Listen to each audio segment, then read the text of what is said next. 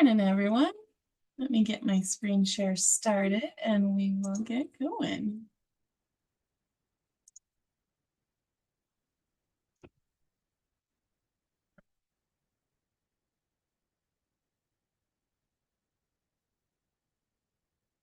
All right, thank you for your patience. All right, hopefully you are seeing the correct screen this morning for our session 44. Thanks for joining me on a lovely December morning. All right, to get us started, this is our agenda for our webinar. As usual, I'll do a quick mindfulness moment and introduce our presenters, which will be Ashley Lauer talking about de-escalation strategies, and Nguyen, who will share some actually reviews, restorative practices strategies as gang prevention.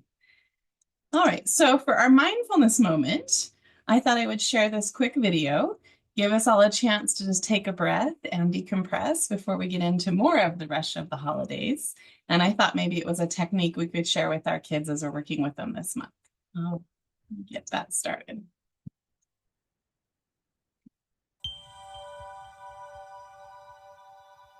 We all get stuck in a flurry of worries once in a while. Let's do some snowball breaths to help calm the storm. First, you're going to need to grab some imaginary snow. Breathe in as you pack it tightly into a worry snowball. Next, throw that invisible worry as far away as you can and breathe out. Ready?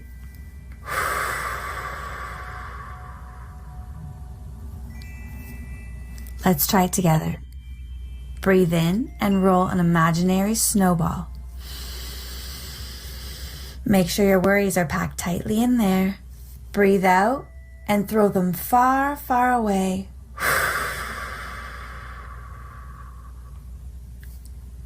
Let's try it again. Breathe in as you roll your imaginary snow into a ball. Breathe out and throw those worries far, far away.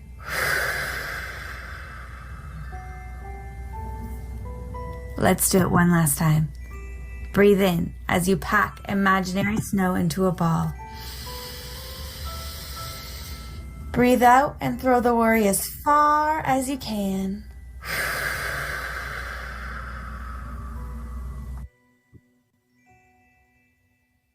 All right, I hope that all helped you decompress and get settled for the webinar like it did for me. I also enjoy my teammate Dave on the call getting into it with me. He just coached this season with baseball, so I feel like he was ready for it.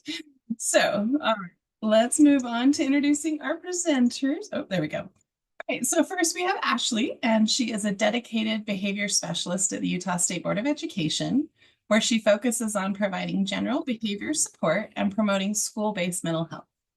With a wealth of experience as a school psychologist and recreational therapist, Ashley brings a unique perspective to her work.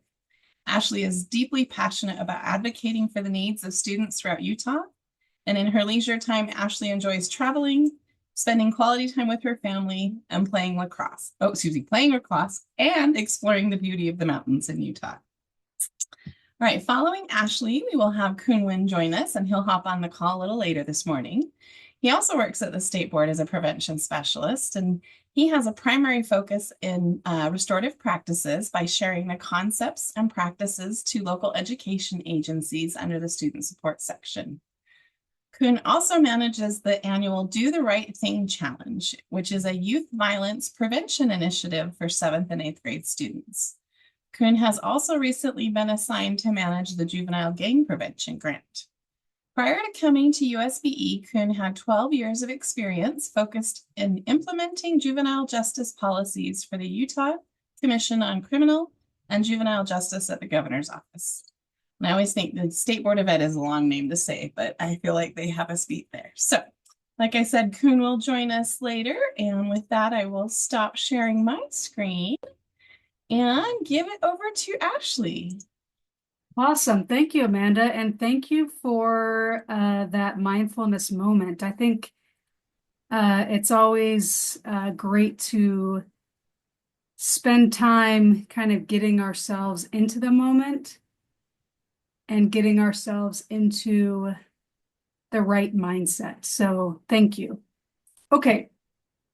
Hopefully my PowerPoint is showing and not the other display. Let me know if that's not the case. But I also loved watching Dave throw that snowball.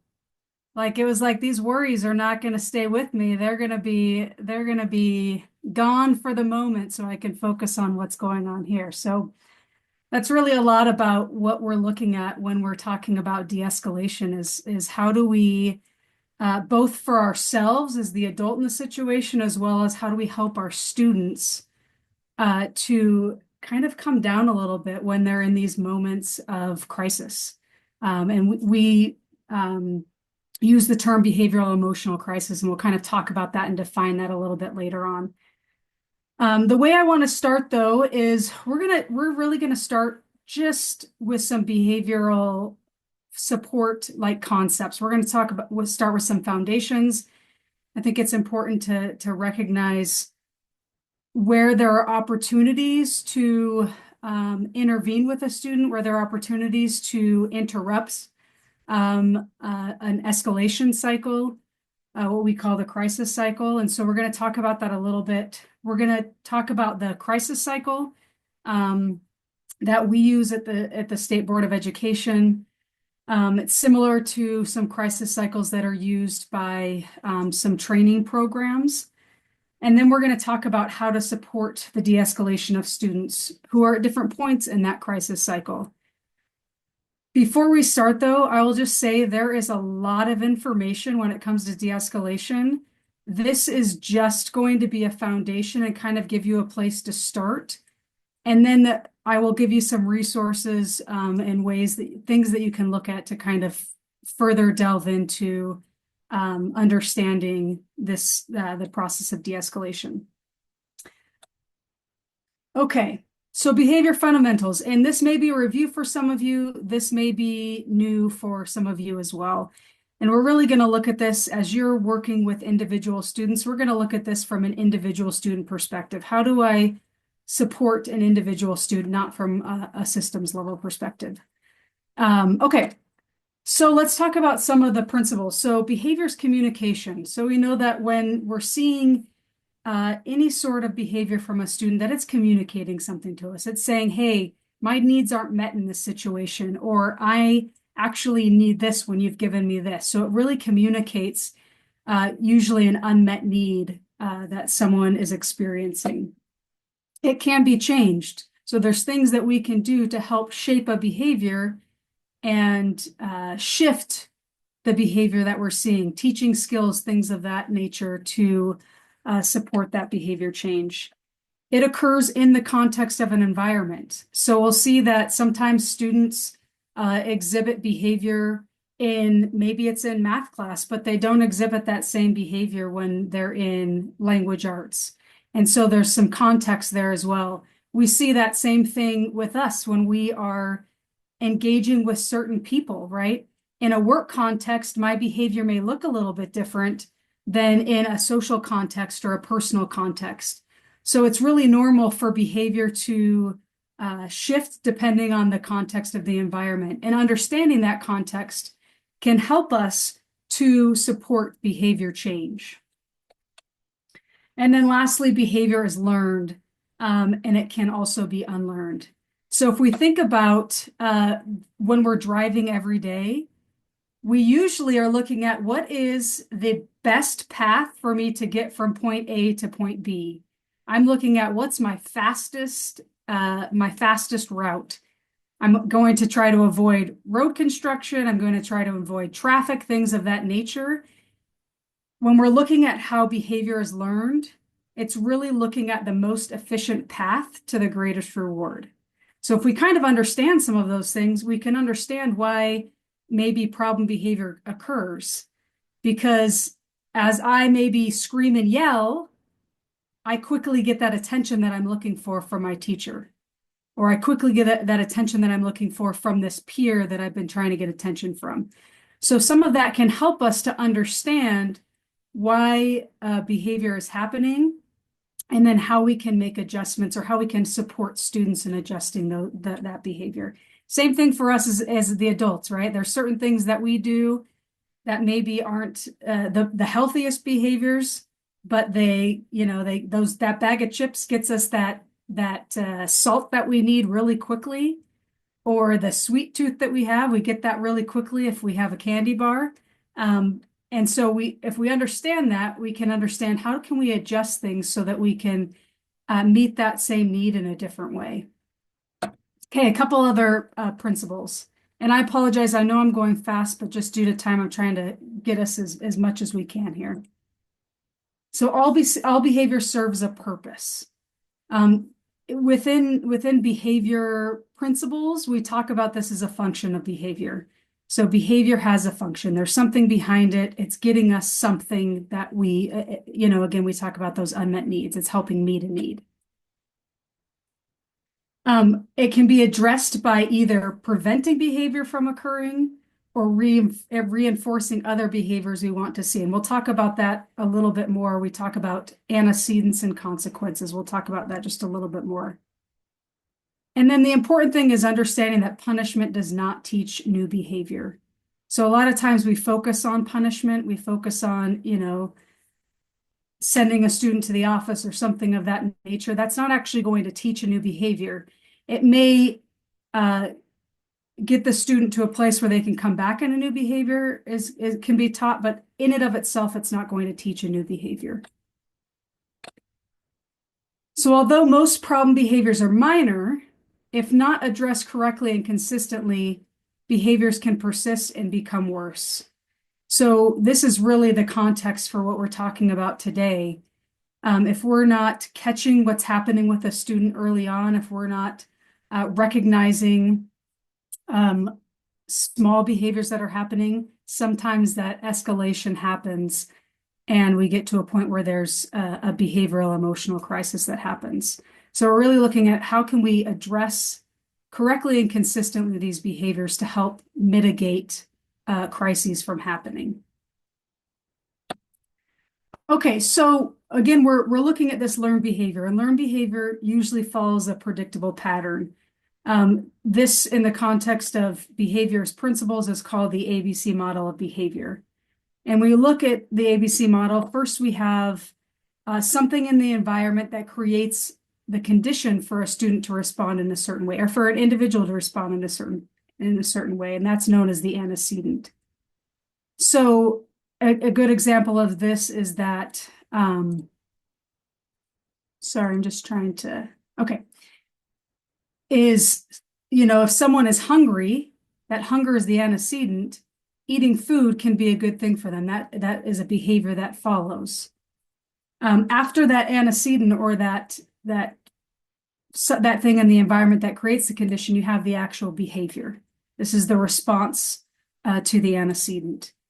And then finally, that behavior creates an impact on the environment, and this is called the consequence. And the consequence lets the person know whether their behavior worked or not. And if their behavior did work, or that impact is something that they desired, then that they will likely engage in that behavior again. So again, we're looking at what happens before the behavior, right? It's we talk about that as something that sets off the behavior, and then that actual behavior that happens, and then the consequence of that behavior. Prior to that behavior, and so ABC is that's happening all within a small time frame, but there's something that happens before that antecedent called the setting event. And this is really something that happens, it can happen earlier, like way earlier in the day, it can be before they even come to school, that sets up situations where problem behavior may be more likely to happen. And we'll go into each of these in a little bit more detail in the next couple of slides. So again, as we're talking about antecedents, this is an event or something that reliably predicts a behavior. It's something that's either happening to a student or something that's not happening. It's important as we're looking at antecedents to think about this in a cultural perspective.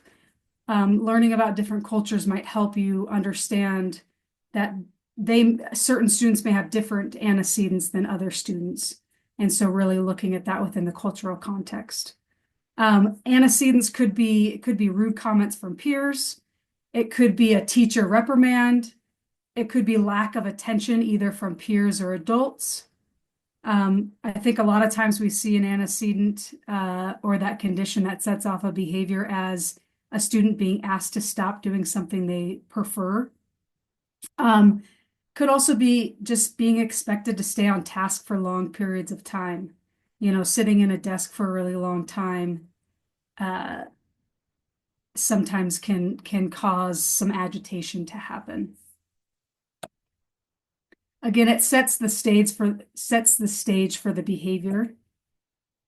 And it can be detected by recording or looking at factors in the environment that happen immediately before the behavior. So it's really being aware of what's going on in the environment that may be leading a student to act in a certain way. And sometimes that can be really obvious, and sometimes it's a little bit more subtle. Maybe the peer next to them made a comment to them really quietly, and you know, it's hard to notice that happening, but that little comment is what set off the behavior. So we're really, again, trying to answer this question: what happened immediately before this behavior occurred? As we're looking at behavior, we want to look at something that is observable and measurable. So it's something that we can see in front of us, and it's defined enough that we can see, yes, this is the behavior, and no, this isn't the behavior. So we want to be able to see examples and non-examples of that behavior. Problem behavior specifically, which is the context in which we're talking today, is something that we want to change. It's important to recognize that not all unusual or atypical behaviors are problem behaviors. So for instance, a student with autism may engage in hand flapping to self-regulate during a class.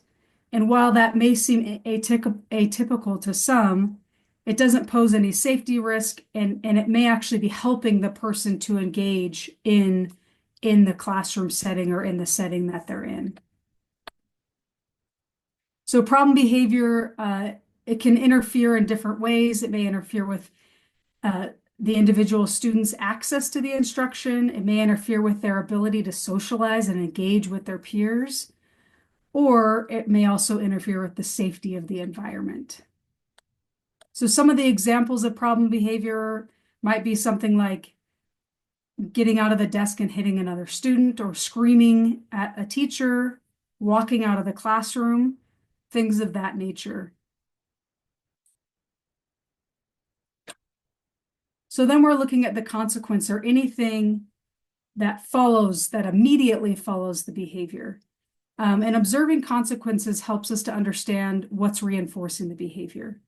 So what's happening after the behavior that's encouraging that behavior to continue.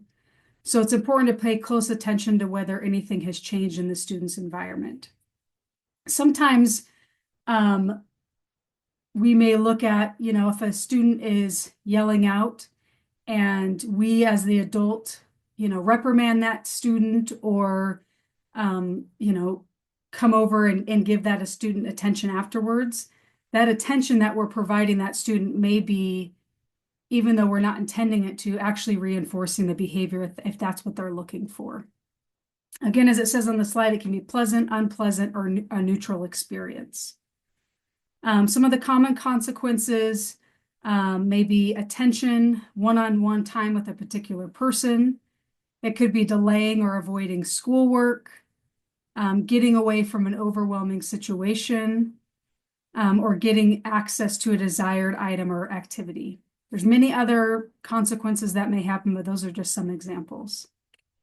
And again, we're looking at what happened immediately after the behavior occurred. So coming back, we've got, you know, we have the antecedents, the behavior and the consequence. And then shifting back, we're looking at these setting events. And setting events are antecedent conditions that temporarily alter the value of a consequence. So it's usually not something that happens right before a behavior occurs, but it's usually something that has happened a long time before, that for some reason alters that value. So for instance, you may have a student that most of the time is, in class is working on the work that they're assigned, but today they've come and before school they had an argument with their parents or with their guardian or with a peer. And so they come to the class and they're in a different place. So normally they wouldn't want to have a teacher come up and reprimand them, but at this point they're like, I don't really care because they're so worried about what happened before school started. So that consequence of a teacher reprimand has a different value. It's not as aversive to the student as it might have been on another day. So some of the common setting events, again, could be getting in an argument with someone before school. Could be that they came to school and they haven't eaten yet. They didn't sleep the night before, got in a fight with a peer. Maybe they spent the night at a non-custodial parent's house. So they're usually with this parent on school nights, but this day they were with a different parent. That could also impact how they're behaving during school. Or it could be also that they're experiencing pain or discomfort, or they're sick in some way. And all of those things might change the way that that consequences impact them, or even the antecedent impacts them. They may be quicker to react to something than they would have been otherwise. So again, it indirectly sets up the behavior. And layman's terms, it's something that happens or doesn't happen earlier in the day that influences the behavior. This can help to explain the variation behavior. So you may come and say, well, the student doesn't usually do something like this. And if you can look at maybe and understand some of the things that happened before, it may explain the difference in behavior for that day. Sometimes we won't know the setting events either. So it's just important to recognize that there are some things that may have happened that influence that behavior. And they could be a variety of things. It could be something that happened in their environment, like an illness, pain, or discomfort. It could be something physiological. And then it could also be social. So something in their relationship with other people. So we're just going to go quickly through reinforcement and punishment. Again, these are related to consequences, and just trying to give you a foundation as we go into talking about behavioral emotional crisis and the crisis cycle. Understanding all of these concepts helps to understand that cycle and how we can support students during that cycle. So reinforcement is a change that follows a behavior that increases the likelihood of the behavior occurring in the future. So it's important that we look at, when we're looking at reinforcement, it's kind of seeing a pattern that the consequence that is happening for the student is causing that behavior to occur in the future, or is making it more likely to occur in the future. That is what the reinforcement is. And then as we look at punishment, we're looking at the consequence or the change that follows a behavior that decreases the likelihood of that behavior occurring again in the future. So as we're looking at this, we have to look at the effect on the behavior to determine whether a consequence is reinforcing a behavior or whether it is punishing a behavior. And punishment in this kind of terminology is used a little bit different than when we think of the term punishment in general. When we think of the term punishment in terms of discipline, we usually are thinking of like suspension, expulsion, detention, things of that nature. Whereas in this context, we're really looking at what's happening after the behavior and is it decreasing the likelihood of that behavior happening. So with reinforcement, this may be a peer laughing at a student's inappropriate joke, and now the inappropriate jokes increase. It could be something like reducing the amount of homework if a student behaves well in class. So that student is more likely to behave well in class because their homework is being reduced. It could be outside of the context of the school. It could be that a student applied sunscreen before going to the beach, and then they didn't get a sunburn. So they're more likely to put sunscreen on in the future so that they don't get that sunburn. As we're looking at punishment examples, it could include giving a student a detention. In this context, that means I'm adding time to their school day as a consequence for them maybe not doing their schoolwork during the school day. So we're looking at it, we're adding something which is in the future, hopefully going to decrease the likelihood that they're not working on things in class. It could also be taking a student's phone away after they're using it when they're not supposed to be using it. So again, reinforcement increases the likelihood of behavior, and punishment decreases the likelihood of the behavior in the future. Okay, let me just get to. So I talked at the very beginning about the function of behavior. And again, it's the purpose behind a behavior happening. It's usually an underlying need that behavior meets for an individual. So when we look at function of behavior, there's four main types of functions of a behavior. So we first have escape, and escape is something where the behavior enables that person to delay or avoid doing something. So it may be that, you know, a student doesn't want to participate in maybe a spelling test. We'll just use that example. And so the student starts talking out during that spelling test, and the teacher asks them to leave the room. So that has delayed their need to complete the spelling test. The second one is attention, and that is the behavior gets an immediate reaction of some kind from others. So we can use the same example we had previously. If a student tells an inappropriate joke and immediately gets laughter from others, that is the attention that they're looking for. Tangible is the behavior allows a person to access a specific item or activity that they want. So it could be that a student, and this is not an example of a problem behavior, but a student quickly finishes their math assignment because after they're done with that, they can read their favorite book. So they're accessing that item that they want by completing the task that they were asked to do. And then sensory automatic, the behavior helps the person meet a basic need. Again, we used this example earlier, but some sort of flapping of the hands or some sensory movement gives that person, meets a need for that person. So it just automatically reinforces them with what they're needing. So again, those are the four functions of behavior. It's important to understand just the basics about that as you're looking at how do we then support students as they are interacting or experiencing a crisis, a behavioral emotional crisis. And again, all behavior serves a function. So it's important to recognize that we can support students in a variety of places.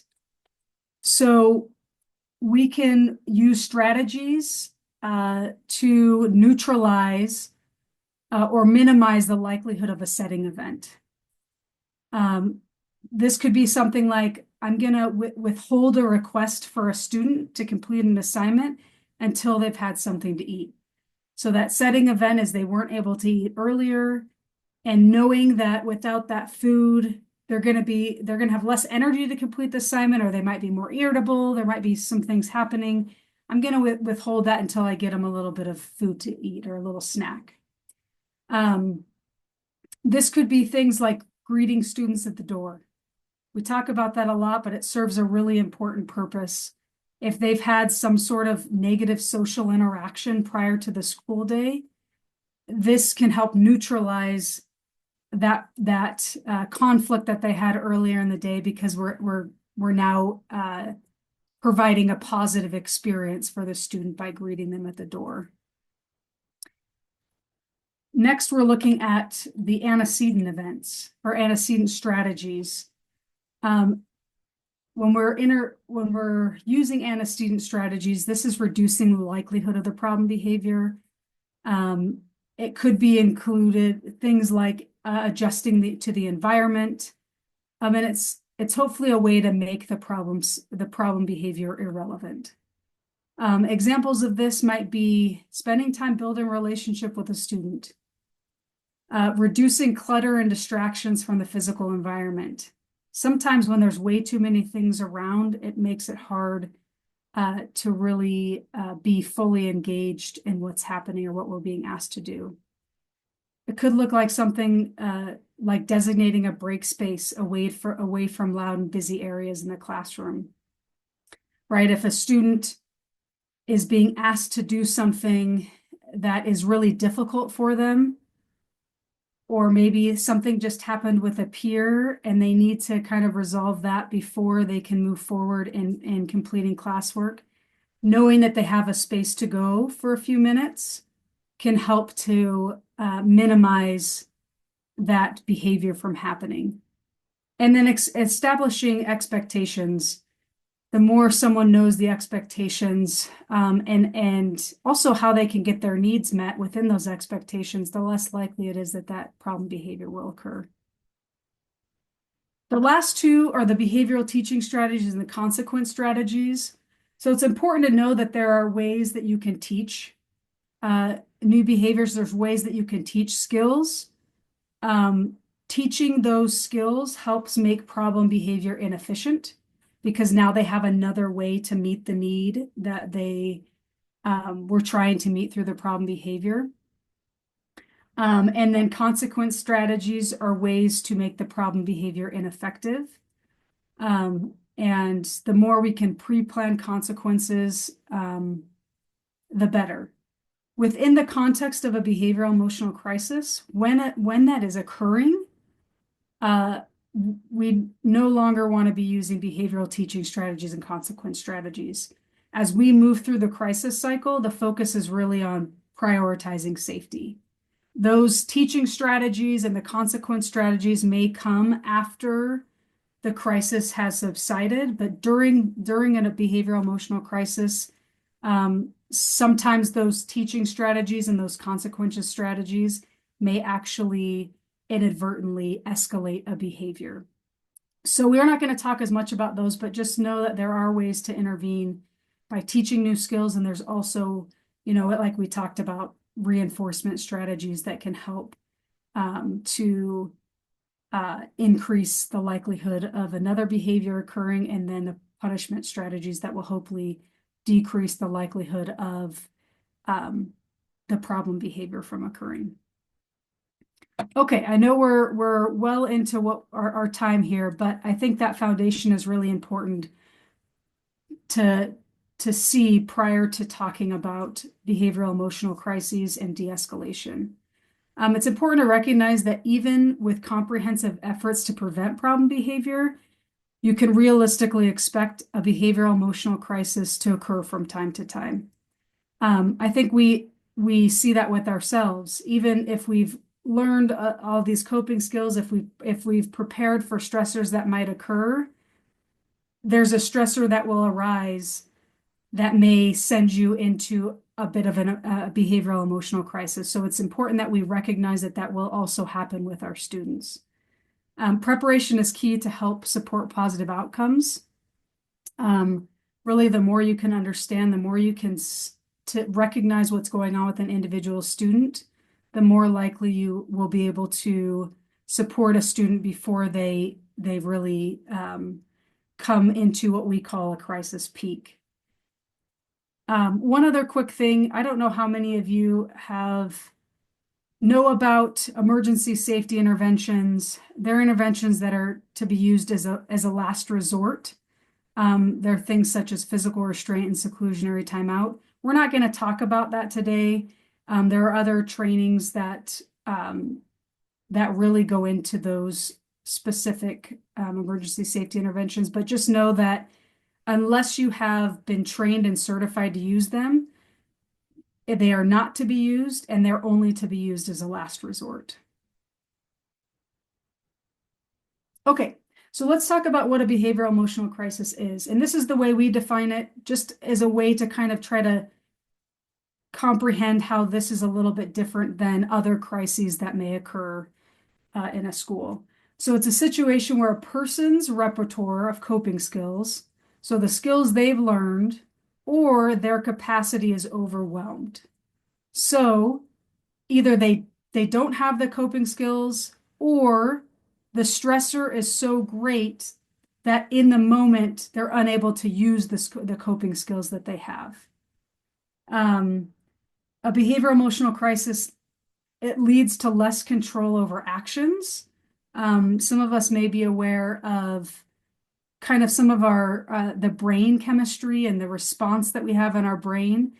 When we go into crisis situations, a part of our brain takes over that makes it so that we are less able to use reasoning and logic and things of that nature, which is why during a behavioral emotional crisis, we don't try to do teaching and things of that nature, because it's really hard for someone to access that part of their brain when they're in the middle of a behavioral emotional crisis.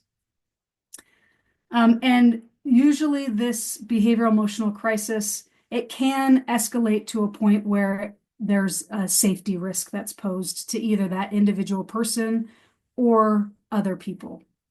So just recognizing that can help you to see what's going on with a student and know when to kind of take a step back as that crisis is occurring. Okay, so as we're looking at behavioral emotional crises, they usually have some similar characteristics. As with all behavior, it's influenced by how well a person's needs are met. So we often talk about Maslow's hierarchy of needs, and that you've got the basic human needs and safety and security. As some of those needs are not met, a student is more likely to go into or to experience a behavioral emotional crisis. So we'll talk about this in a couple of slides, but usually a behavioral emotional crisis follows a similar cycle, and we call it the crisis cycle. They're distinct and observable phases that include escalation, a crisis peak, and then de-escalation. And at each of those different phases, there's an opportunity to intervene for safety or to help to de-escalate a situation before it completely escalates to a crisis peak. It's hard to predict when these may happen, although it's easier to predict if we're aware of the student and aware of some things that are happening, that have happened previously or that are happening currently in their environment. And no person is immune to experience this type of crisis. I think that's really important to recognize, because we also will experience it. And the more we can help a student to understand where they're at and what maybe they experience at different times, the more we can help to de-escalate a situation as well. Okay, so this is what our crisis cycle looks like. Again, there's other training programs that have they're very similar cycles, but a little bit different than the one that we use. And when I talk about where we use this, we have the least restrictive behavioral interventions manual that I'll put a link into the chat at the end of my presentation. And that's kind of where we use this crisis cycle and where most of this information is coming from as well. So the crisis cycle is a response to stress that all people experience to different degrees and in different ways. When needs are met, stress responses will most likely be less intense than if needs are not met. Not every behavioral emotional crisis must hit the crisis peak. I think we can see that the goal is to actually interrupt this cycle. So as we're talking about these different phases, we'll talk about how might we as adults in a situation help to interrupt the cycle and move someone maybe from escalation begins over to de-escalation so that escalation doesn't intensify and continue. It's important to recognize that the process of de-escalation takes time and patience. So sometimes we inadvertently do things that when a student is de-escalating that actually re-escalate the situation. So we'll talk about some of those things. It's also important to recognize that when a student's in a behavioral emotional crisis, we usually are too. You know, we may be at baseline, but their behavioral emotional crisis might actually be a catalyst for us. So it's really important to recognize and become self-aware so that we can manage what's going on with ourselves as we're trying to manage and support the student in de-escalation themselves. Okay, so first phase is baseline. Most likely during this phase, the student's needs are being met. Usually the student is behaving and responding in a way that shows they're comfortable and content. We purposefully didn't use the word calm because some individuals and some of our students' baseline is not calm. It wouldn't be what we refer to as calm, but they still maybe are comfortable and content, even though they might be a little bit more active than what we would think of as someone who's calm. So it's important, and we'll talk about this a little bit later, but it's important for us to spend time thinking about baseline and what's happening with the student at baseline, because that will help us to recognize small changes as the crisis cycle begins. So within baseline, there's kind of two things that we really want to look at, and that is one, continuing the classroom management plan, or within your setting, continuing how you're interacting with the student as far as their check and connect mentor. How are you, continuing that process and those procedures that you normally do with a student? And I think you're all great as a mentor at engaging and having positive interactions with students. So really remembering to keep those interactions engaging and continue building that relationship with them when they're in a place of baseline. Next, we come to the catalyst.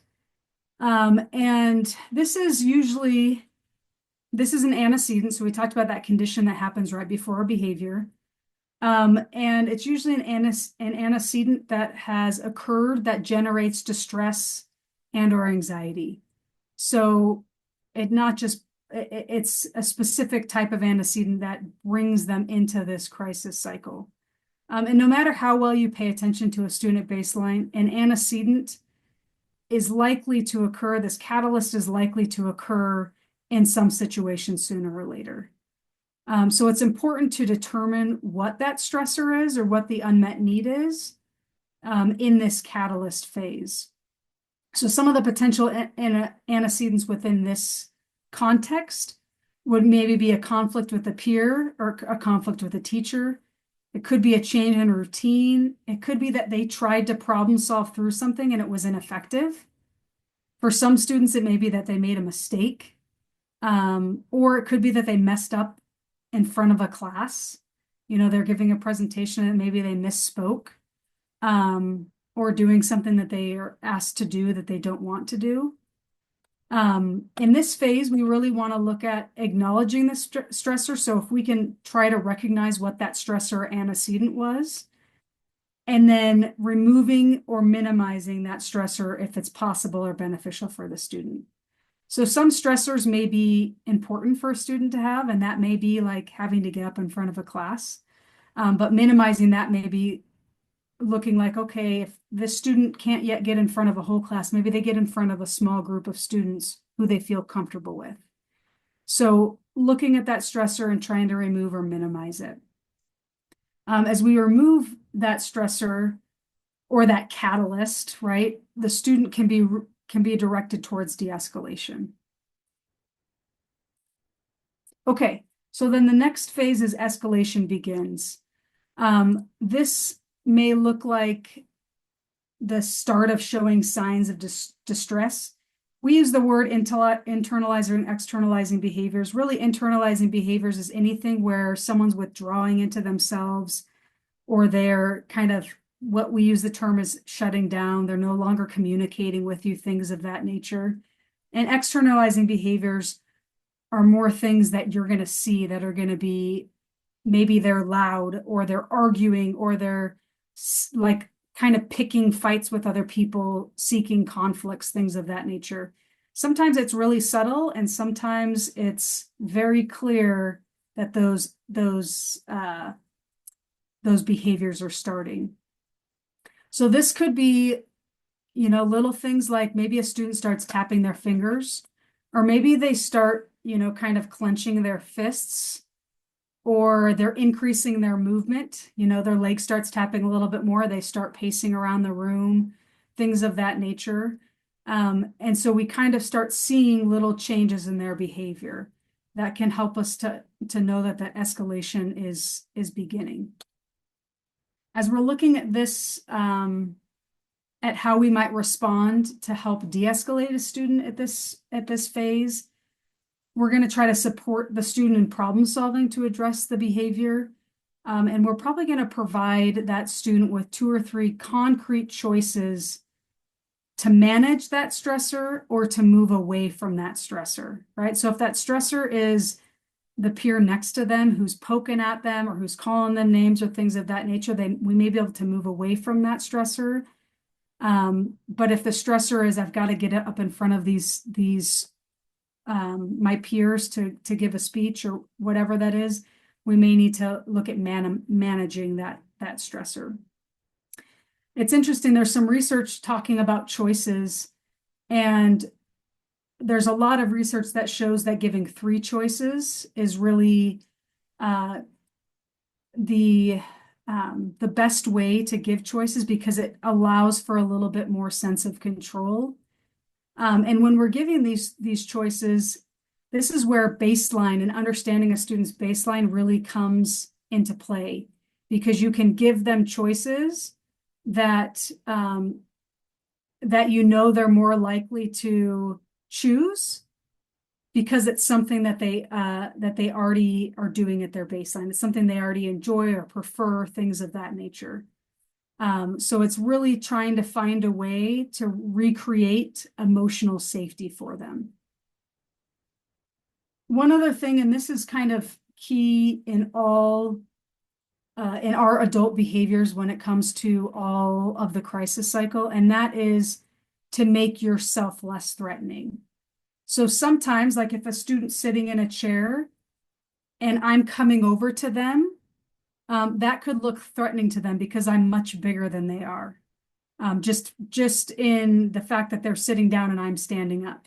So the more I can approach a student and minimize my size in relation to the student, and pay attention to how close or how far I am from a student, the more I can do things to look less threatening, the more likely I'll be able to support that student in de-escalation instead of doing something that might escalate the behavior further.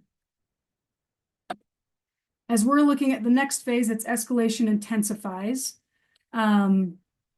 This may appear as, you know, their behaviors and their emotional response is escalating in both frequency and intensity. So they may get louder, right? Or they may withdraw even more. Sometimes that withdrawing and that internalizing behavior can show up as self-harm type behaviors as well. And as it says, they may direct their behavior towards others or towards themselves. We're looking at neutrally setting and holding expectations for the student. And the expectations we're holding should be incompatible with what the student wants to do. So if they're doing something like wanting to throw an object, then asking them to squeeze it instead is incompatible with them throwing it. So really trying to look at what can we offer to them, or what expectation can we hold that will be incompatible with what they're trying to do. And anything that that we do to interrupt a behavior creates a pathway towards de-escalation. And then using language that's concrete rather than emotional, and really paying attention to our own tone of voice, the intensity of our voice, how loud we are, trying to keep that neutral and calm, because as we're doing that, we're modeling that ability to de-escalate for them. And then avoid being drawn into a negotiation or argument with a student. Really, again, that neutral expectation helps to stay out of that negotiation or argument. Just saying what your expectation is in a calm and neutral way, and then going from there with them. Lastly is the crisis peak. And again, we're trying to interrupt anywhere before this so that it doesn't get to a peak. So the behaviors or emotional response have reached their peak. The student has far less control over their behavior than in other phases. Again, we already talked about kind of what's happening in the brain, and we have this amygdala, this emotional center taking over, where that reasoning is less, they're less able to access that reasoning. So that control is much less there. When we get to a peak, there's injury is more likely to happen in this phase, which is why we want to interrupt it before. And it's important to recognize that safety is a priority. So as an adult in this, when a student is in this phase, I'm just going to pull these all up at the same time. Our interactions with students are only to maintain safety. So this isn't a time where we're giving them any expectations. This isn't a time where we're, unless that expectation is to maintain safety, I should provide that caveat. But we're not asking them to do their work that they're missing. We're not asking them to engage in whatever it is their class was doing. We're only interacting to maintain safety, and we're keeping those interactions very brief. So just a few words, because again, they're going to have a hard time processing what you're saying.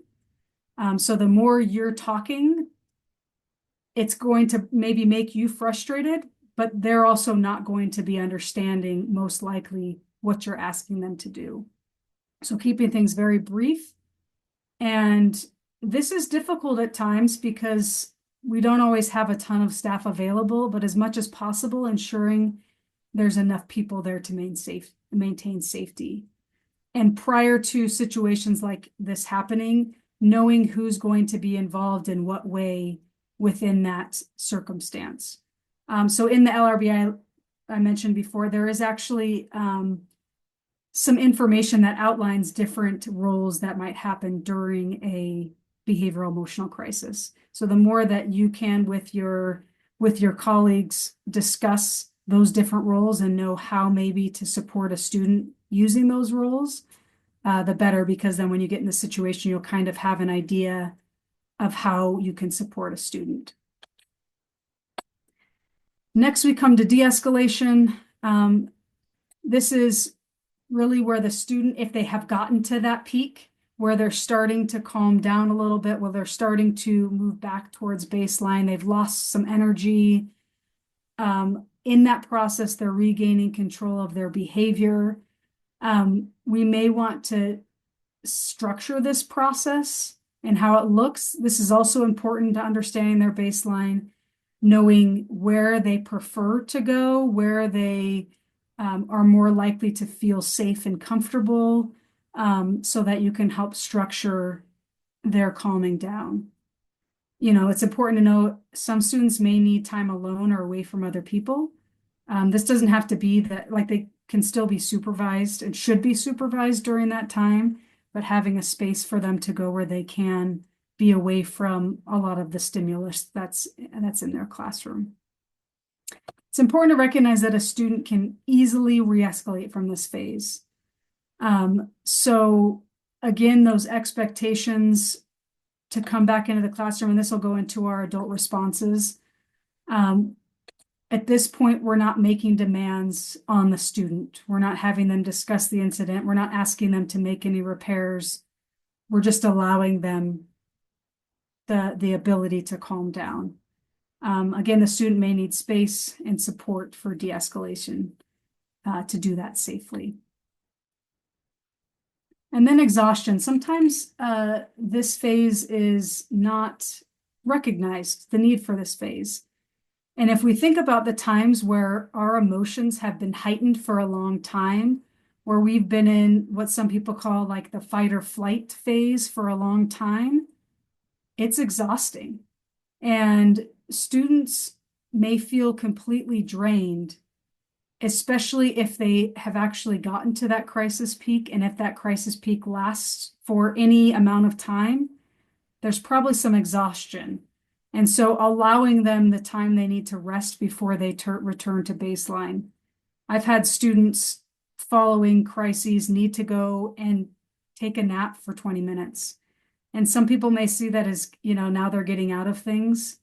But if you think about what their body has just been through, they're going to need that to get back into a place where they can learn and where they can engage. So as we're looking at this, we're going to be understanding of the students' need for rest.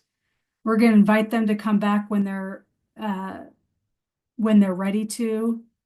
And then we're going to recognize when they're in kind of a recovery phase. So they've kind of gone through that dip and exhaustion, and now they're in recovery where they're returning to that baseline. They're at reduced risk for re-escalating, and they've kind of finished that process. And that will take some time to kind of see with each student when that happens. We're going to support that student in re-entering their daily routine. This might be where we're engaging in some restorative practices to repair some harm that's happened. And we're going to spend some time determining when they will be expected to move back into that routine and to repair that harm and to do all those things that their classmates are doing as well. Okay, we are very short on time. So I'm just going to share with you in the LRBI, and I will put this in the chat as well at the end of my presentation, there is a crisis cycle worksheet. This allows you to look at the crisis cycle and for an individual student, determine where they are at baseline. And we've adjusted this form a little bit from what it is on this page. So there should be on the left column an ability for you to say, this is what it looks like for this student to be at baseline. And then in the right column to say, this is what adult responses might look like at this phase.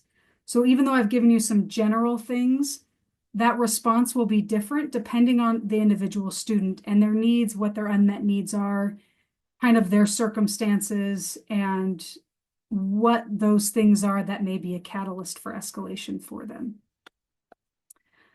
Quickly, some principles for safe de-escalation. We've talked about this a lot, understanding that students' baseline. The more we can know where they are normally, the more we can identify potential catalysts, the more we can see when their behavior patterns are shifting, and the more we can help support that de-escalation. We always want to honor a student's need for safety, dignity, and respect. I would say the biggest thing within this principle is sometimes we hear people talking about a student and talking negatively about them and their behaviors, whether it's in front of them, whether it's to other people, whether it's in front of other students. But the more we can spend time actively understanding and trying to listen to the student and really paying attention and being aware of their need for dignity and respect, the more likely we're actually going to build those relationships and help to minimize the escalation that happens. The next one is managing your own emotions and stress. We've talked about this as well, being really aware of where you are. And if possible, which I know it's not possible in every situation, but if the escalation is happening and you find yourself escalating as well, being able to have someone else come and switch you out in that situation so that your own physiological response is not escalating them as well. And recognizing that having that sense of self-awareness and self-control as well. Less is often more. We talked about this as you're going up the crisis peak. You'll have less interactions. You'll only interact in order to maintain safety. The more, we kind of pressure or prompt de-escalation, we actually may re-escalate. And the ideal outcome is safe de-escalation, not compliance to the rules or expectations. All of that can resume after the crisis ends. And then lastly, as we talked about before, that physical restraint and seclusionary timeout, which are considered emergency safety interventions, are a last resort. Okay, I'm just gonna finish up quickly. I had some scenarios, but maybe we can do a part two at some time, Amanda, where we can go through some scenarios and talk about this a little bit more. But for just the purposes of this foundation, we've already talked about, intervening with a setting event with antecedents. Here are some more specific ways to invite de-escalation. The more we have a relationship and can use the student's name, the more they can see that we know them, the better we'll be able to help and support them de-escalating. When we get to the crisis peak, like once we've gotten there, it's going to be really difficult. But as we see the student going up that escalation, those phases, the more we can do that, the more we'll be able to help de-escalate. And that shows respect for that individual student. Side and cross dialogue. Sometimes in a situation, if we can, indirectly prompt or model or seek to have the student follow the expectations, the more likely they'll be able to do it. So calling them out directly may escalate them, but talking to the entire class about, appreciating how everyone else is working on an assignment, or, when you're done with question 10, we can take a break to watch a short video. So allowing them to see those choices as we're talking to others can help to support their de-escalation. Diversion or distraction is another strategy. The more we can kind of divert that attention to something else. And some students, this is way easier to do with others. Some students may see right through that and it's not going to help, but a lot of students, if we can redirect either their visual attention or their thought process away from that catalyst, or if we can modify the task that they're doing, that's maybe a little bit too difficult for them, the more we can help them de-escalate. And then reflective listening, just really being able to listen and reflect back what they've said so that they feel heard. That can really help meet their needs as well. Okay, with that, I know that was a lot of information. We're going to skip through a couple of, I'm sorry, and then inviting cooperation. So really inviting them to be involved in what's happening. And if you have that relationship, that's a little bit easier to do. Okay, so we're going to skip through these slides again. We might be able to come back and do a second round if we'd like, if you all are interested in that, where we spend time going through some scenarios. I will put in the chat the LRBI manual, as well as that crisis cycle form that you can use with students who are more likely to, or who you've seen engage in behavioral emotional crises. And then I've just put my name and my email address on here so that you can reach out to me if you have any questions. Again, I'm sorry, that was a lot of information, but hopefully you were able to glean some things that will help as you're working with some of your students. Thank you, Ashley. I know I made several pages of notes, so I appreciate it. We have a refresher training on Friday, so I feel like I've got some conversation ready and prepared to take with me on Friday. So thank you. And yes, I would love to have you back. We have some dates open in our spring webinars, and I think working through scenarios in some breakout rooms would be a fantastic idea. So thank you, Ashley. I know you have to run to another meeting, so thank you for your time this morning.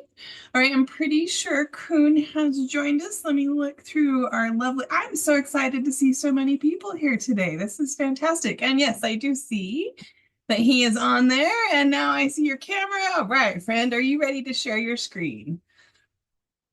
All right, take it away when you're ready. Hi, Ashley. Hi, Amanda, and everyone. Can you hear me okay? All right.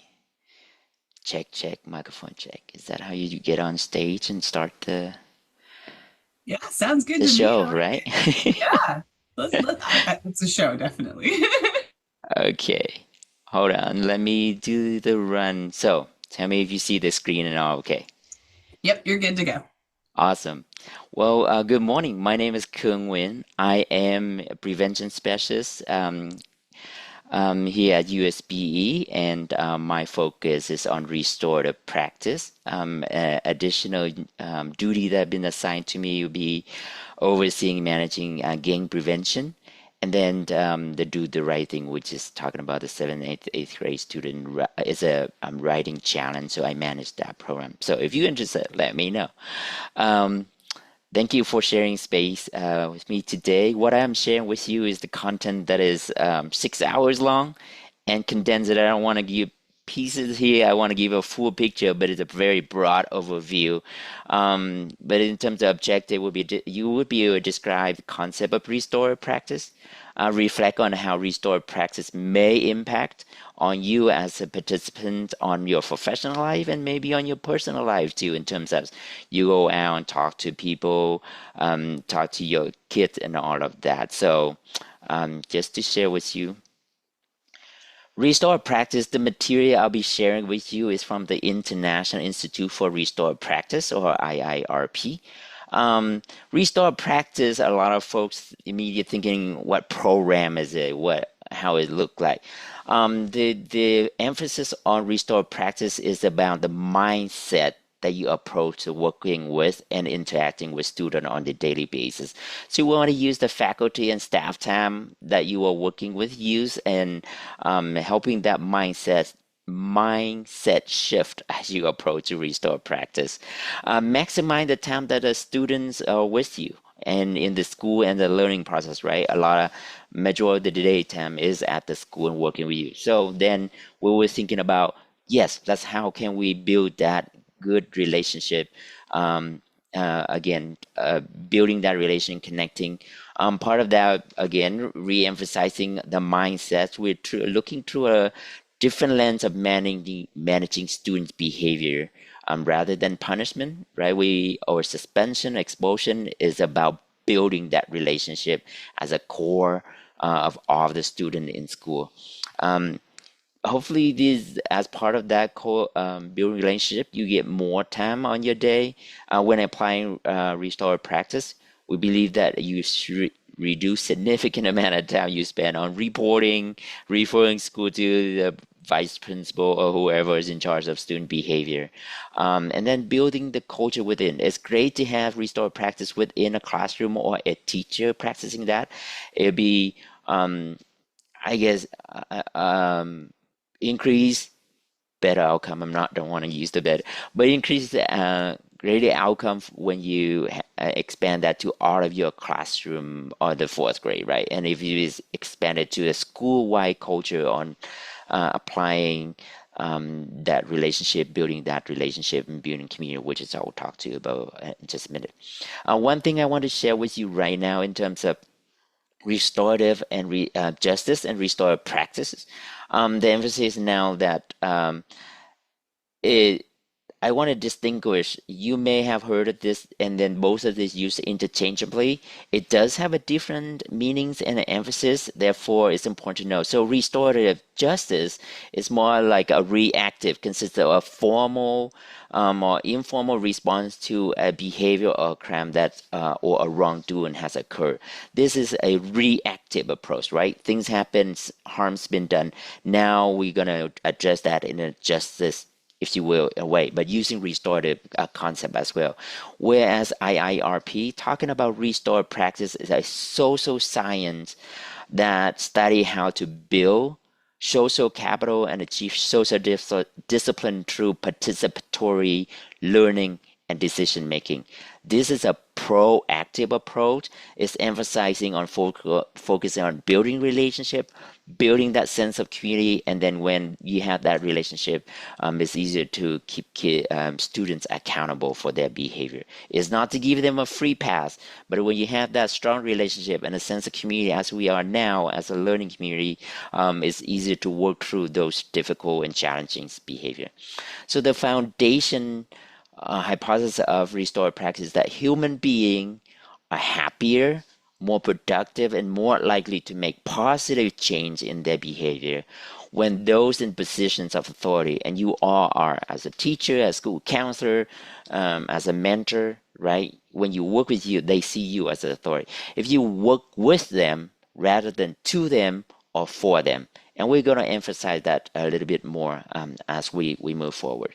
So the first concept in relationship in restorative practice is building that relationship and building that connection. Research has shown that building a strong relationship improves student learning. There's no dispute, especially I'm preaching to the choir here. We need good connection by creating relationship. Sometimes it's foundational, but in terms of the first step in building relationships, actually you have to create or develop that relationship, right? I need to connect with you, make that, create that relationship. The second part, right? We actually have to maintain or sustain that relationship, and at time we do have to repair that relationship. So thinking about if you in the training will go in depth about relationship we're talking about, but at this point, because we're short on time, I'm just going to give you thinking about the student to student relationship that you're working with, the student to teacher or the mentor relationship, right? Teacher to teacher relationship. When they have that conflict, students will see, right? And then so be mindful of that. What relationship are you displaying for your student to learn and see? Teacher with school administrator, teacher to parent, students to the school administrator, right? What are the relationship within the school or the setting that you have? What about the secretary? What about the janitor? What about the school resource officer if you're in the school setting? Who else in the sometimes if you at school, right, the lunch lady, the janitor, they may see something that the teacher or school administrator would not be able to see because it's just such a big space. So if you have that good relationship, they can share a lot of information and seeing, hey, maybe we need to pay attention to this student or not. Remember relationship. Another in expanding relationship at home and the community may have a different expectation than that of a school setting. So when we are working in this restorative practice, one of the underlying concept that we really have to be explicit in our practice versus what we are routinely doing. And this example, if you met someone and in an elevator, I asked, what do you do? How can you be in that 10-15 seconds really saying what you're doing? That is something that the parents or the community would know. What are you doing with my student? Sometimes of that or approach that I know this works, so they impose it on student. So we want to. That's not how what we want to do is being explicit in our practice. As all involved to the. So we need to explain.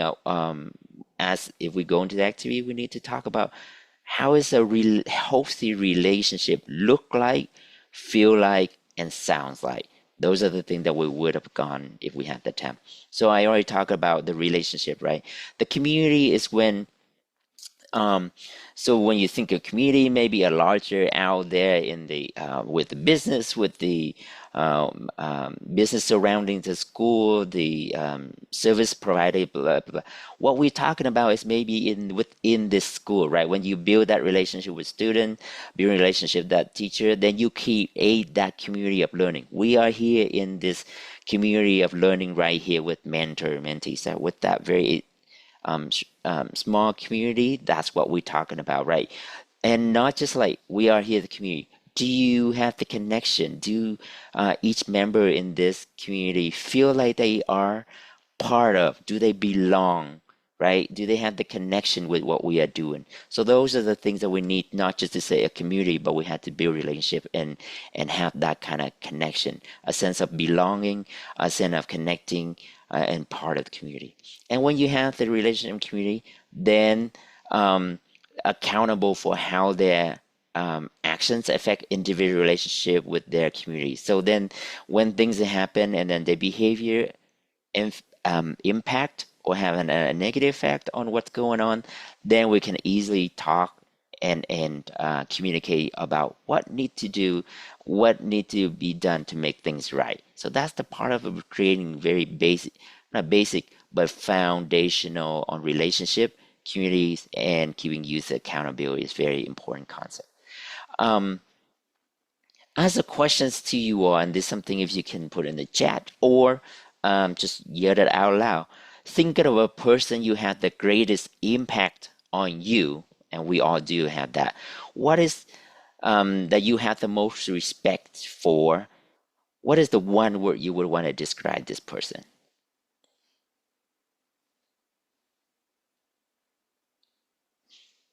Someone that you admire, someone you respect, someone you, okay, consistent, accountable, genuine, caring, awesome, sacrifice, loyal, right? Support you and all of that, compassionate, awesome, great, keep it coming. So is- hold on to that thought as we go on to the next concept. So think of this person, the one that you respect the most, and how you describe this person. The next concept in restorative practice is the social discipline window. In that relationship is that when think it of simple this way, right? As you're working with your students, as you're working with your mentees, we would have set something of an limit, sometimes discipline. Another way of explaining that is that you setting that expectation. So if you're working with a student or an adult with your supervisor or whatever, there will be low expectation to high expectation, which is the control part of that. And then if you are providing support, right, from low support to high support, and what we have here is the social discipline window. So when you have a high support, high expectation, but very low support. And that's what we call is the window of the two, like working to you, or the punitive window. When we're working with students that we have low expectation and low support, then what you have is the neglectful or the not window. And then when you have a high support for your mentee, giving them the great support, understand, oh, I know you must have a hard time yesterday, so go ahead and skip that homework, which we can talk about that, but in terms of like giving that permissive and understanding. So very support, very loving, very caring for this student or mentee of yours. Then set a low expectation, then what you have is a permissive window. The one thing, and then when you have the high expectation, but also a high support, and that's where we have the restorative window. And we can moving throughout this window from one to the next fluently, right? Like it's depend on the moment, and you maybe, I don't like what you're doing. Go sit time out or sit in that corner or go to see the principal office, whatever. So very reactive, quick respond to that punitive, high expectation because you didn't do what I expect you to do, right? It's out of my ordinary. It is not what I expected you. So the punishment, the consequence right there. What we want to do is to be as restorative, hey, reminding of that expectation, and then you providing that support so student can operate or the mentee can operate in that, right? And that kind of thing, remember back to the core principle, like being mind shift, the mindset of a practice, keeping in mind, being mindful, and remember to be at this stage can be very hardening, and you have to practice a lot in order to operate in that regard. In another way of explaining this, maybe when you go to the two window, this may be a repeated behavior, may not have enough time at the moment to react immediate, so you don't have the time, and then the classroom is going on, so you want to react right now. So like you didn't do a 20 push up right away because you didn't do what I asked you to do. So that kind of like the punitive window. The lower left of my screen here, right? The dad sitting there on the computer, and then the kids holding teddy bear there, right? So you do what you do, I do what I do. So very neglectful. I'm not paying attention to you. And whereas the other one, and if you are parents, and then sometimes if you're managing classroom, this may be on the lower right, right? Where they taking control of the day. So they very lovely, you supporting them, but then they take control of the day. So no expectation or low expectation, but high support. Um, in terms of the top right corner there, right? Homework need to be done, right? You can have time to play game. Homework need to be done. Let's see how can I work with you and get that done, and then you can have the time. So in that regard, we want to be mindful. And it's not to say that you cannot use any of this window. If we had time, we would go to add the activity, and we will know if a person operates, for example, in a punitive window, what is the likely observed behavior we'll see in that? What will be the likely outcome for that classroom, right? And so we see maybe it's a stressful for both of the teacher and the participant, the mentee or the students, right? If the teacher's always on the lookout, making sure students are following the expectation, and at the moment of student not meeting that expectation, the teacher will notice right away. So a very stressful situation. And then for the students, right? Okay, the teacher noticed I'm doing something wrong, so I'm gonna comply right away. I'm gonna follow teacher's order. But then when the teacher turn away, guess what? And this is not just teacher at home. You have kids like that too. If you go to that, um, right? And so then they will turn out and say, "Okay, I'm just only complying at that moment, but not necessarily for consistent or for long term." Right? The punitive approach, and then it's a stressful situation for both. If you do on the supported on the restorative window, right? Then expectation is there. How can we both, the teachers and the student, how can we both keep our expectation, and how can I support you in that regard? So that, okay, I know the expectation, I know what I'm doing. And then so there will be a high outcome, high rewarding for both party in that regard. And we have to be very mindful in that practice, and then incorporating student or approach in that regard. If we have time, we'll go more on that. But now think of the restorative experience now, the experience that you had earlier of that respectful person. Now that person challenges you when you do something wrong, or that you do not live to your potential or expectation. How would you describe this person? You can do it verbally or in a tech chat.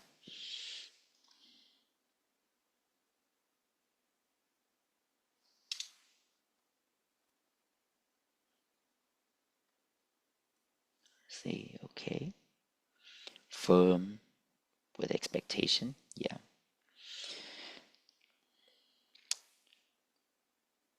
So they hopefully that this person doesn't they will say something like, maybe you know better than the Johnny, this needs to get done, right? And so the student will be easier, or you will be easier to responding to that when you have that respectful or a good relationship with that person.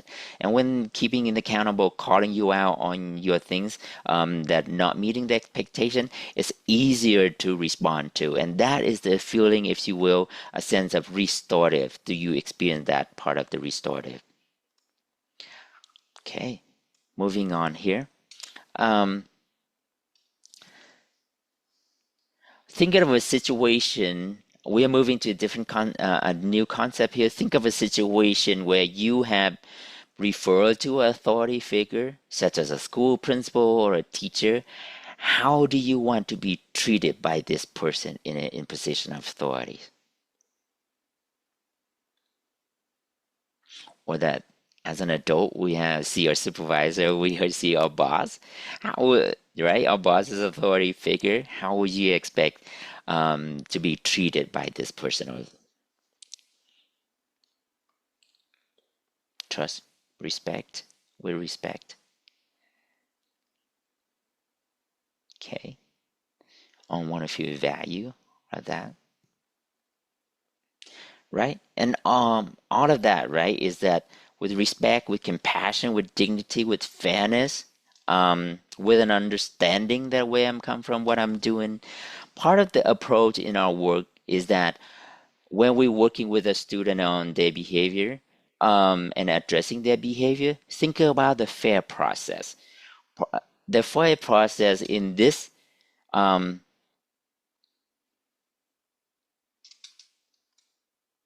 part of that, the 3E, is that engagement. Are you involving the students in decision making that affecting them by listening to their view and generally talking, um, taking their options into account? Do you account that? How often do we go into, well, you didn't do what you were expected, so go stand in the corner, or um, time out, or go see principal, right? So very reactive in terms of that. We don't incorporate why are they doing what they do, right? The underlying, remember the behavior that they displays. It is a symptom, a symbol of what their more underlying things that they may happen in their mind. So do we take time to give them that point to speak, and getting their opinion input? Do we have that clear explanation, explain the reason behind the decisions that everyone who has been involved or who is affected by what's happening? And then do you set that clear expectation, making sure that everyone is clearly understand this decision is um, expected in them now and in the future? Part of that um, engagement, right, in the classroom, when we often reacting to students' behavior, what we want to do is, for that process, we want to explain, Johnny, when you slam on the table or disrupt the classroom, right? Um, that is disrupting the learning process, right? And so the process of that is not meeting our expectation, right? And we already talk about a norm and expectation in this classroom, that it is when everybody quiet at the time that is needed to. Um, we understand what would need to get done, and that everybody have to follow that. I have to follow that rules, and you have to follow that rules or that norm, right? And so engaging with the student, involving with the decision making, whether it's individual or when it is with the classroom norm, as an example, explaining why you're having those norm, why are you taking the action for this behavior needs to be addressed, right? And then that's sharing that clarity expectation that is not just for you, but is for everyone. This is how it's expected. Involving that process, when students feel that the process is fair, right, they will be more likely to collaborate with you, right? This is something that we were going to USB here, and then at your workplace, are there, right? A lot of time that we have that policy or rules that coming down, say, oh, where's that come from? And if we have a chance to engage in with an explanation and then setting expectation why we need to this new rules, people will more engaging and more participatory if we incorporate that fairness process. Um, Let's see if I have all of that information.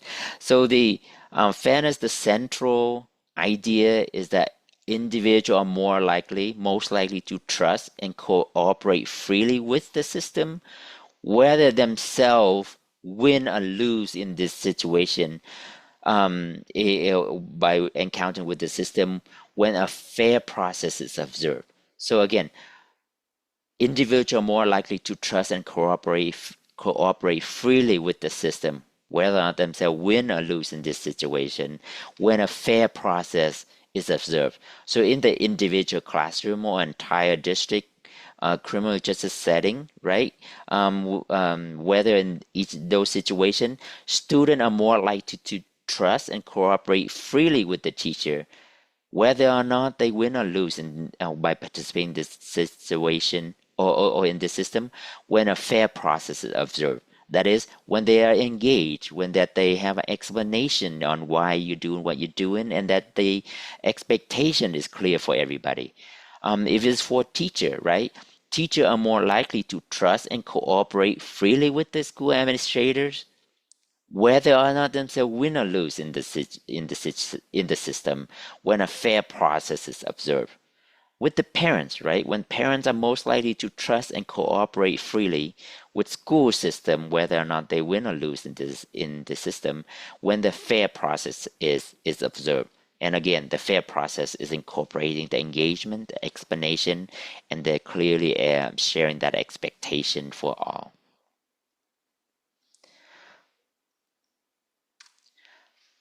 Another aspect of restore practice is the psychology effect. So according to this theory, that there are 9 innate of effects. So the most are experienced within a range of mild to strong. 2 of them are in the positive zone, like the enjoyment, the joy, the interest, the excitement, the positive. One of them is in the neutral and operate um, as a surprise, startle, part of that. And then there are 6 feelings affect on the negative. So you talk about shame, humiliation is the negative. That distress or anguish is another one. Disgust, fear or terror, anger, rage, and then dismay. May some of you may ask what dismay is. When something that's physically or emotionally revolting make you, that smell, the sense is very yucky. So that's the responding to something that a student may or you may have experienced with that. So the psychology of an effect is the biological programming triggered in response to specific stimulus conditions. A feeling is the awareness of that effect. The effect is present, and emotional is script respond learning over time in a trigger of the trigger of effect by environment force that's surrounding us. So basically, it's talking about awareness of how a student may respond to in terms of how it's impacting them, how is it impacting their feeling and the emotions, and how they respond to that. One of the one that we want to focus on and talking as addressing students' behavior and then relating to shame and humiliation. So then this is where right here is when I want to focus on, right? In your word, how do you define shame?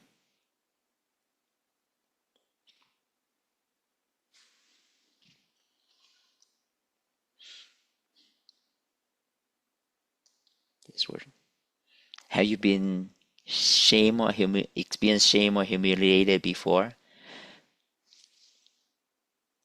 How would you define that?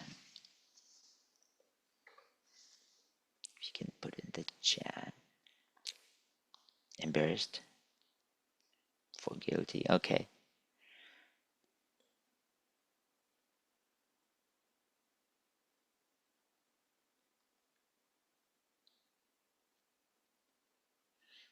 Awesome. Thank you for sharing that. So as we work on this and we define instead of using the word shame to describe of doing something wrong, the word shame in this concept is that when it's interrupt or impediment of one's positive effect. Whenever one of the positive effect is partially interrupted, or when there is an implement of positive effect, we will experience various degree of shame or humiliations, right? So this shame response cannot be avoided. It will be vary in duration and lasting from a few seconds to several months or even years. You may have experienced something that being shameful or humiliated, and then it's just kind of stick with you for a long time. We can, however, minimize the aspect of shame.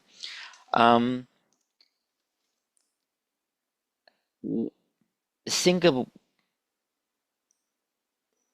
one of when you experience with shame, what is your negative way of dealing with shame.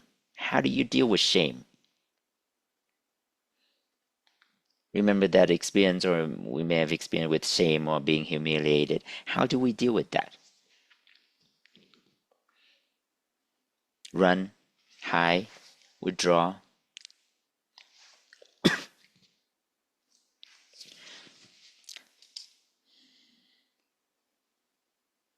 shut down.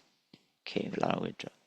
So Donald Nathanson, sorry, who worked with the Silver Tompkins, developed the canvas of shame to illustrate how humans um, react when they feel shame, right? And you say many of this concept already. When we withdraw, we can attack self, avoidance, right? Or attacking others. In terms of withdraw, right? You isolating yourself, you running, you hiding from that shameful experience or humiliating experience. You could avoid, right? Deny, could go into the drug use, alcohol use, right? Use something to distract through thrill seeking, right? Committing that criminal behavior, committing that harmful behavior, right? Attacking other, turning the table instead of me blaming the victim, lashing out verbally or physically, and then attack self, right? Putting us self down or hurting ourselves. So being that's the way we are experiencing in a way of dealing with shame. So the point here is it's important to how we recognize and calling out on student behavior. Are we shaming them? Um, in responding to shame, so the last question is how negatively you respond to shame. In your part, what are some of the positive ways that we can deal with shame? What are some of the positive ways that we can deal with shame? Taking our time to think about the things that happen and come back, because I withdraw myself from those things, because of my culture. I have a lot of situation that I have to face here. But anyhow, what I do, I withdraw myself for situations like that, go and think about how I wanted to respond, because usually when you immediately response, you're going to lose yourself there.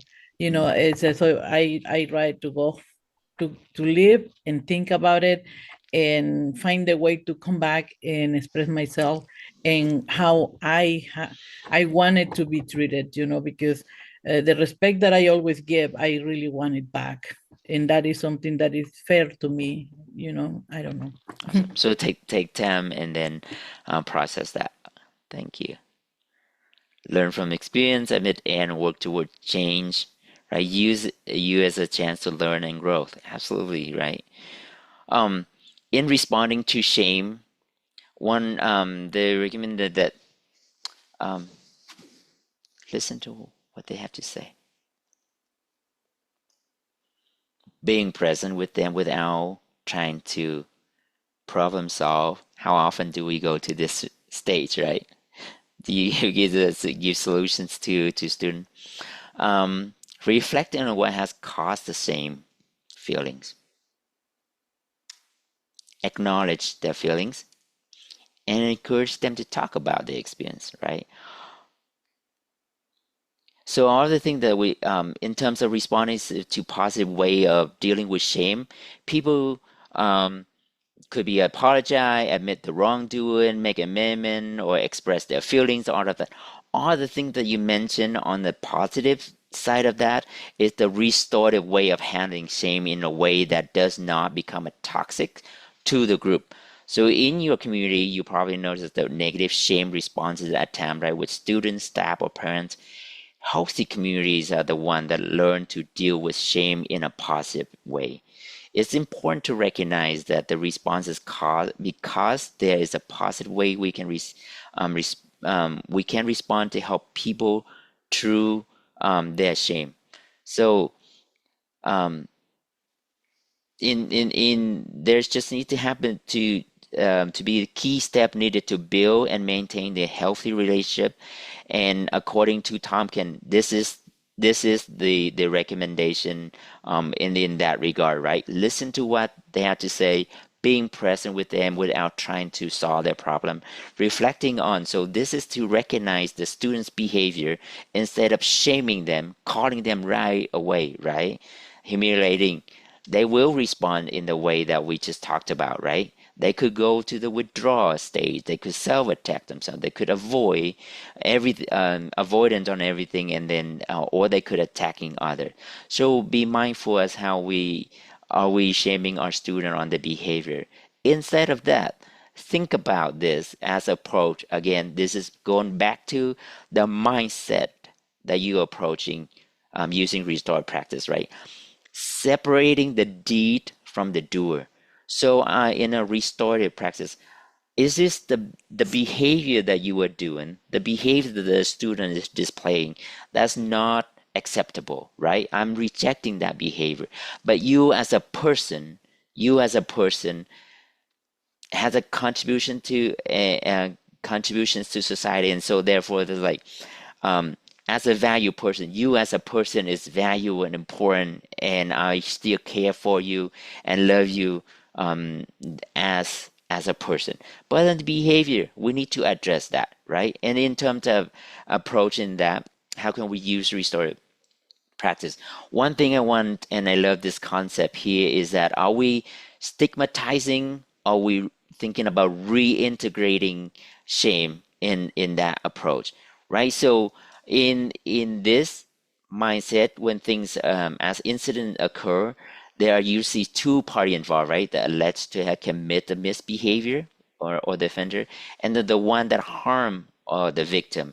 Being mindful as a person in authority, when taking action to keep parties accountable, they are still a member of our communities, right? At the community level, think about, so this is outside of the school setting, think at the adult criminal burglary, right? A perpetrator of assault. Through the legal process, they might have jail time or such consequences, but thinking about it, eventually they will come back to our communities, right? When you think about our students, when you send our students to the principal office to for that time out, eventually and majority, if not all the time, the students will come back and you will work with the students. So what kind of mindset relationship do you want to build with that?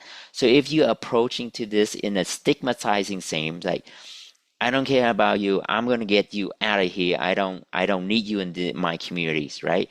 That person, when they come back, right, we are pushing them out.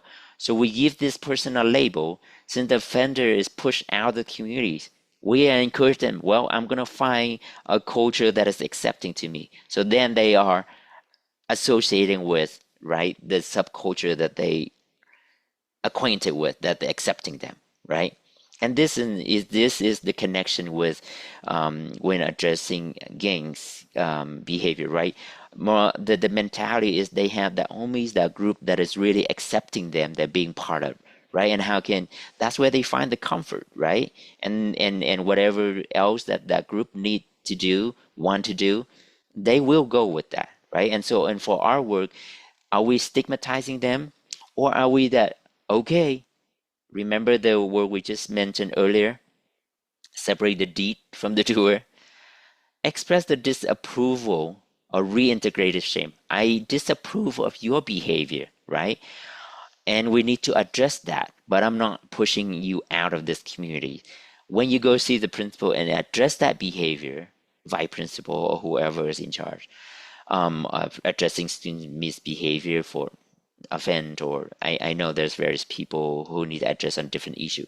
But when you address that, come back. I welcome you as a person, and we will be working with you on that regard, right? We need to, so very methodical, very mindful approach in that as you work with your students or the situation that you are in. So the central blueprint of this is, again, individual, collectively, right? How to deal with shame and the psychology effect. What Tompkins saying is that we are healthiest and at our best when engaged in activity that maximize our positive effect. We do things that feel good and are not destructive. We practice self-compassion and self-care. So minimizing the effect, negative effect, is dealing with things that feel bad, minimizing the inhibitions around effect. We take risks and allow them ourselves to be vulnerable when and where we feel safe, and do such thing as of those as possible. So in this shorter way, individual are healthier and at best when we maximize the positive effect, right? Allowing for that experience that positive effect. We talk about the joys, the enjoyment, the excitement. Minimize the negative effect. Where we talk about the list of 6 negative effects, right? And minimize the inhibitions effect. So let's not allowing them. This is kind of double negative. Let's not allowing them to have that. Give them that opportunities to feel. Does it make sense? To have the emotion so that they can experience that, but in the more positive as possible, and do this as much as possible, right? The top 3 is possible, and this can apply into in the community, right? Well, first is for interpersonal relationship. Then you want to maximize and mutualize the positive, minimize and mutualize the negative effect, minimize and mutualize inhibitions of effect, and do that as much as possible. Similar into the community setting, right? You want the communities to maximize their positive effect when they come to you, like parents come to your school or the student within that community. Give them that positive effect as possible, minimize the negative, and then allowing them to experience that as much as possible. So in all of this, thing to say is the restorative practice collaborative. If we believe that the best thing to do with people, then whenever possible, we should use the FAIR process, building that relationship, right? Using that FAIR process, and responses to behavior should involve strengthening relationship and preparing that harm. Then we have what we call restorative practice continuum. Most people don't have the outlet or ritual or the process to live out the blueprint that we just discussed. Restorative practice allow for this to happen along the entire continuum of practice, both proactively and responsively. So we try to aim at being proactive using that preventative measure, being proactive, building that relationship, being supportive, being at the restorative window as much as possible at 80% of the time. And it's not explicit here, but correlate to our students, right? About the multi-teacher system, where about 75 to 80% of our students need some kind of education remind, and then they get it, right? There are 10-15% of our students that need a reminder, a tap on the back, right? And then there will be so that is responsive to, hey, you didn't do what we need to do. Let's do that. Let's have that class so that we can talk about that issue one more time, so that you know, right? And then the 3 to 5% of the students who take the most out of your time that need that could be repeating the behavior, and we need more time to addressing those behaviors. But in terms of in general practice, hence not so much on the justice piece, but the practice, everyday practice, mindful practice with your students, the mindset there, right? And using be at the informal as much as possible, and when it need to, you will go to the formal. So with the continuum, right, we explore the practical way of maximizing the positive effect, minimizing negative effect, and minimizing our inhibition effect, and do as much as possible. For the effective statement in the informal, these are the brief statement about impact of other behavior, right? Usually this is in the form of the I statement. Effective statement encourage people to clearly verbalize how they are feeling in the relations to another person behavior. When I see you when I see you helping other students, right? I feel so happy as a teacher, right? Because you are helping your classmate, because you're expressing kindness, because you are being so nice. What do you want this person to do? I want you to continue to do that, to help that. But it's very personal, and it's not about what you do. It's about what I see you do. So when you do that, right? And so the effective statement is associated with, you need to recognize and call, if you will, recognize on that behavior. You need to associate with how you feel about it, the emotion of that. What is the reason that you feel that emotions? And then finally, what do you want? What is your request for that behavior? To continue or not continue? When I see you hit Johnny, right? So that's the behavior. How do you feel about that? That's very disruptive. That's not nice, right? And I feel sad when you hit Johnny. Then what's the reason? When you hit someone is hurt, is expressed unkindness to someone. What would be the request? Please stop. Please stop. Right?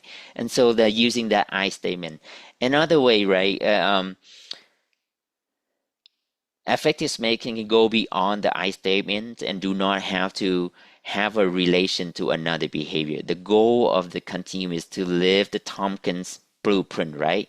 An effect statement can be a statement that maximizes the positive effect. So in terms of, sometimes we say, oh, good job.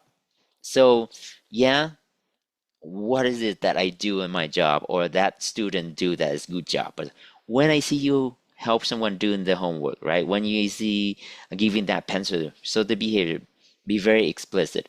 I feel happy that because you are helping others. I want you to continue to do that. Share, giving, whatever the reason is, then you want to request and then continue to do that. So they're giving that a positive experience. In terms of affective questions, affective question is an open-ended question that to help elicit emotions. All individual space allow individual space to explore issue on a non-threatened way. They can address past, present, and future, and this may achieve a fair process when addressing change, and then proactively used to explore a positive change in the behavior. Responsive to explore the harm and how the harm impacting other. So in terms of the effective question is when you see the behavior and then there's harm been done and then someone hurt or harmed by that action, then you have two parties, right? One is the one who create the harm or the wrong, the deed doer, the wrong, creating that harm. Then you want to ask questions, right? Sitting down or seeing that person doing the harm, creating it. What happened? What were you thinking at that time? Who has affected by your action? Right? And then they would say, well, it's just only me, little this or, well, did you like help them think more? Maybe what you did, right? I had to stop teaching and I had to have a conversation. Now is this time out and talking to you, right? Is impacting the whole class. So just let you know, just see. So who has affected, right? How were they affected, right? And I just mentioned that how effect is like the whole entire classroom stops so that I can address your behavior. What need to happen to make things right? So this is the effective question to the one who created harm. Now, if you have a victim, someone who hurt by the action that did, then you turn around and ask this person, what do you think when you realized what happened to you? What impact has this incident had on you and others? What has been the hardest thing for you and what do you think need to happen to make things right? So there's a effective question for both sides for them to recognize that emotion and then find the right way to make it happen. So this is where the restorative practice come in, where in terms of, again, on using that positive effect, one thing about the FAIR process, remember when you go to being partner sent to the principal office, the FAIR process, like this is the consequence because of you disrupting class, right? They didn't know what the impact of why disrupting a class, the engagement, the discussion, the engagement, expectation and clarity there. If they didn't know that, whatever the result you give to them, they say it's unfair, it's not fair. And then everything is kind of like out of the window. But if you have to engage in this process, what do you think need to happen? Both to the one who created harm and the one who been hurt by this harm. They come up with the solution, and then the two will come to agreement, right? That is their solution, it's not our solution. Then that's the fairness process. Oh, I see, I feel it. Not just because Amanda, you were first here, so not because Amanda tell me to do that. Because Amanda not agree with the behavior. Now this is the behavior, the consequences of that. Because Amanda said, okay, I will meet Amanda's demand, but not necessarily understand why. Does it make sense? So the effective question, that's why it's very methodical in that question. We don't have time to talk about it, but in that regard, one of the thing missing or intentionally not asking is why do you do that, right? The why part is when your student or your mentee will come to the defensiveness. I don't know what so then they don't have an answer, but the question that you impose is very methodical so that they impose that thinking. The small impromptu conversation is when students happen when two people fighting down who go down the slide first. It's not okay to admit and not address it, but pull the two person together, or the group of students fighting for whatever that collective behaviors are. Go through the process of asking the effective questions. Another part of that is circle. Circle is very intentional, and this is something I should have said at the beginning, right? You may have experienced restorative circle in the community when let's gather together and do a restorative circle. Circle is part of or the component of restore practice. Restore practice is all this continuum from informal to formal, including circle. So circle is part of. Circle can be used for various reasons, including building the relationship, for check-in, check-out, and for time to address behavior. It's very intentional on what you need to do and why you're doing that. And then if we go to the formal process, in the formal is the restorative conference. Both applications come from the Maori people of New Zealand. This is called the restorative conference. It's usually held in response to distinct incident of harm or behavior or crime, misbehavior or crime. This process, right, bring together those who harmed and those who created harm and their supporter. So when a fight, you cannot just let it go. Refer to principle. The principle using restore practice, again, for the formal, let me finish this off. The principle will talk to the one who created harm, right? Go to that effective question. What happened, right? What happened? What were you thinking at the time? Who has affected? How were they affected? What need to happen to make things right? So the questions to the one who created harm. And then you have a conversation with the one who been harmed, right? What did you think when you realized what happened? What impact has this incident had on you and others? What has been the hardest thing for you, and what do you think need to happen to make things right? Again, asking those for their own input.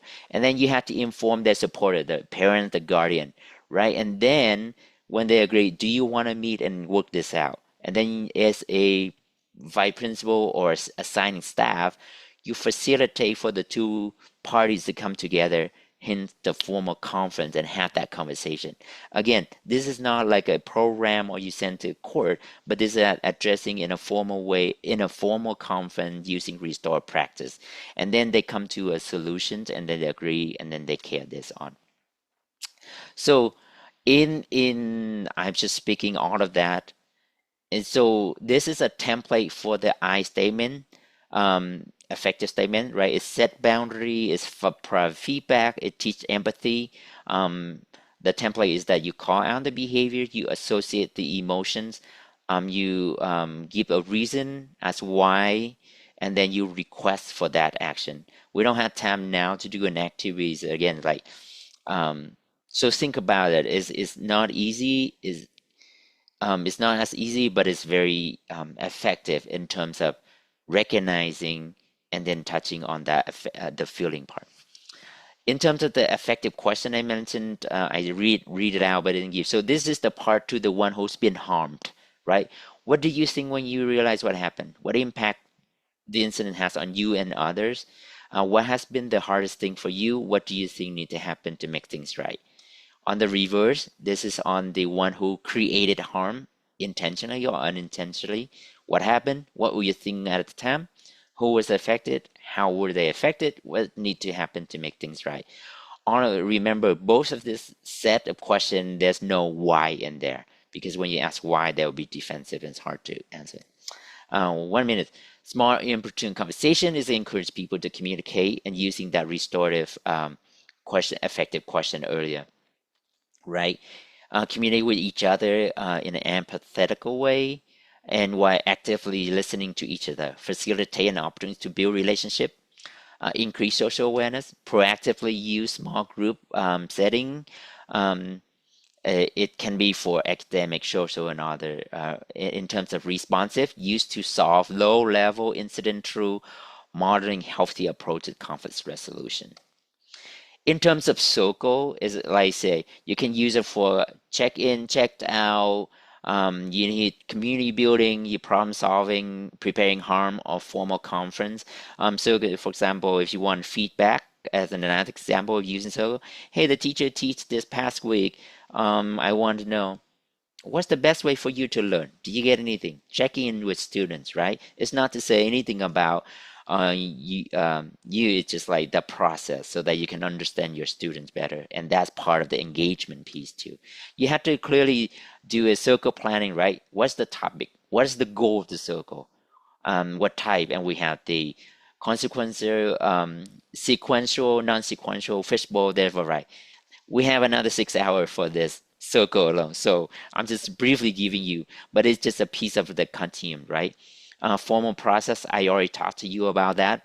But in terms of the formal conference, the deeper you go to formal, more people, more paneling, more timing, take time to complete that. Collectively, in explicit restore practice, right? Think about relationship, building that community, and when you have that, you keep student accountable in a non-punitive way.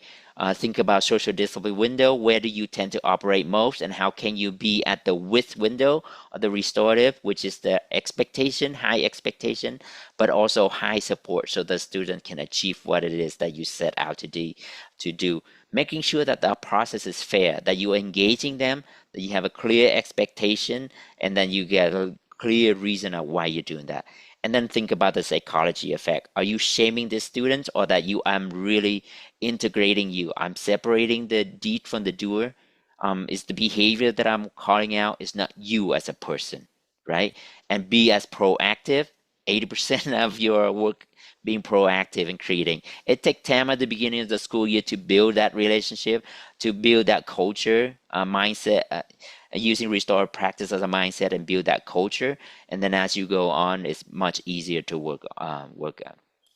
There are many other things that I need to share. If you want to attend one of my training upcoming in January, I have the foundational, which is the overview which is talking about, and then the week after that, we experience with Circle. I try to break this into 2.5 hours so that you won't be bored to see me in that 5 hour, 6 hour setting, right? And so there are 2 opportunities coming up, and then Amanda can share with you on those resources. This is my contact. Thank you. Thank you, thank you. I appreciate everybody hanging on for a few extra minutes. As you said, this is a full day's training that we tried to squeeze into about 45 minutes into an overview. So I appreciate the wealth of information. I know I made a lot of notes today, and will probably watch the recording again just to digest it myself. So thank you all for hanging on. We'll try again next month to do some breakout rooms and continue conversations there, but we're at time for today. So I appreciate everybody. If you have questions, you're welcome to reach out to me. And as always, I will send a follow-up with the important links, the resources shared, and the contact information for our presenters. So thank you so much for participating today, and happy holidays, everybody. We'll see you in the new year.